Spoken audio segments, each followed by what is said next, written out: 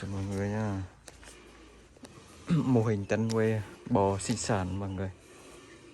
2, 4, 5 con bò sinh sản bò man nha.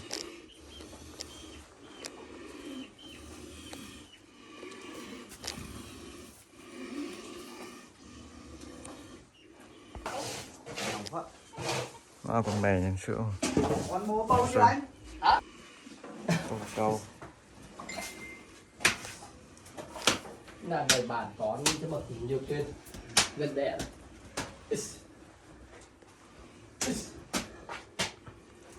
Nè. Cặp sừng Bao một. thì có đường bao đây, Cặp có sừng những một tốt. tuổi. Còn thế thì con là bao được bá bộ thẳng. Còn thế thì